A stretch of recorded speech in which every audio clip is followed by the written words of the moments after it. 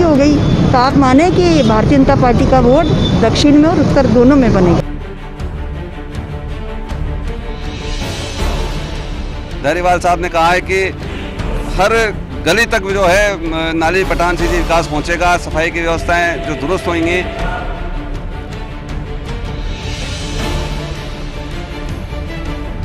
और हम विकास के मुद्दे को लेकर ही वार्ड में चुनाव लड़ने जा रहे हैं। कोटा में भी आज नगर निगम चुनाव को लेकर कोटा उत्तर और कोटा दक्षिण नगर निगम के लिए नामांकन दाखिल हुए। कोटा कलेक्ट्रेट के सहित शहर में करीब 15 स्थानों पर नामांकन दाखिल हुए। कोटा दक्षिण के 80 वार्डों के लिए तो वहीं कोटा उत्तर के 70 वार्डों के लिए बीजेपी और कांग्रेस सहित अन्य दलों और निर्दलियों ने नामांकन पत्र भरे। दोपहर 3 बजे तक सभी 15 स्थानों पर बीजेपी, कांग्रेस, आम आदमी पार्टी सहित अन्य दलों और निर्दलियों ने मिलकर 632 उम्मीदवारों ने 706 नामांकन भरे। इनमें कोटा उत्तर में 275 उम्मीदवारों ने 291 नामांकन भरे, जबकि कोटा दक्षिण में 357 उम्मीदवारों ने 415 नामांकन भरे। कोरोना के कारण शहर के अलग अलग सरकारी भवनों में नामांकन दाखिल करवाने की व्यवस्था की गई थी।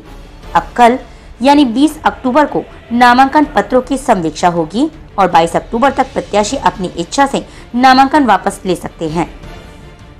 कोटा में आज दिन भर नामांकन दाखिल करवाने के लिए बीजेपी और कांग्रेस दोनों ही दलों के प्रत्याशियों के साथ निर्दलियों ने चुनावी मैदान में कूदने के लिए ताल ठोकी। वहीं नामांकन दाखिल करवाने आए प्रत्याशियों ने जीत को लेकर अपने अपने दावे और वादे किए। जी देखिए, पिछली बार जो है भाजपा का बोर्ड यहाँ पर काबिज था और कांग्रेस के 6 ही पार्षद थे। हम 6 पार्षदों ने जो है विपक्ष की भूमिका बखूबी निभाई। हर जो गलत मुद्दे थे इनके आमजन की समस्याओं के लिए बराबर आवाज़ उठाई।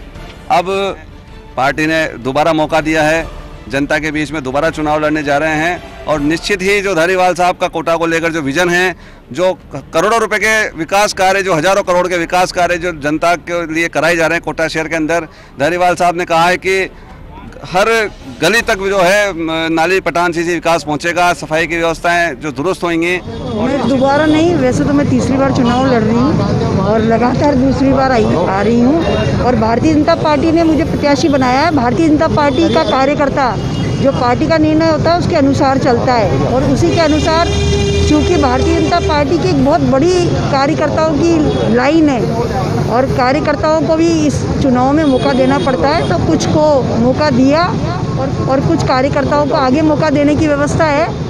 भारतीय जनता पार्टी का एक एक कार्यकर्ता निष्ठा के साथ काम करता है और इनको जो 150 सीटें हो गई तो इनको प्रत्याशी नहीं मिल रहे। कांग्रेस ने मुझे प्रत्याशी बनाया, धारीवाल जी ने प्रत्याशी बनाया और विकास का मुद्दा, हम विकास को लेकर के ही लोगों के बीच में वोट मांगने जा रहे हैं। वार्ड नंबर 55 मंजू मेहरा, और मेरी वार्ड के प्रति, मैं पूर्व पार्षद हूँ और मैंने पहले भी वार्ड में बहुत काम करवाए हैं, सुलभ सड़कें और जो भी हैं, मतलब कोई किसी बात की कमी नहीं रखी वार्ड के अंदर और वार्ड की जनता भी मेरे साथ है।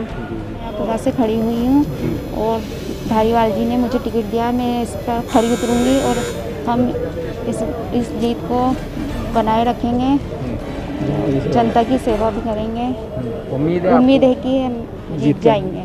वो कोटा उत्तर का घंटाघर क्षेत्र का निचले हिस्से से का वार्ड है और उस वार्ड से जो भी पार्षद जीतता है वो ऐसा बदलता है जीतने के बाद के पार्षद ही नहीं रहो।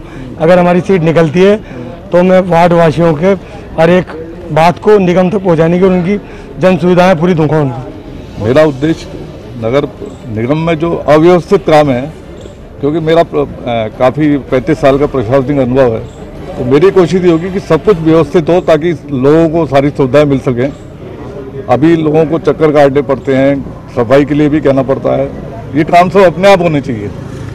विभाग इसके लिए है, अधिकारी नियुक्त हैं, पर लोगों को फिर भी कष्ट झेलना पड़ता है। तो मेरी कोशिश ये होगी कि सब कुछ आप व्यवस्थित हो, आदमी को दफ्तरों के चक्कर नहीं काटने पड़े।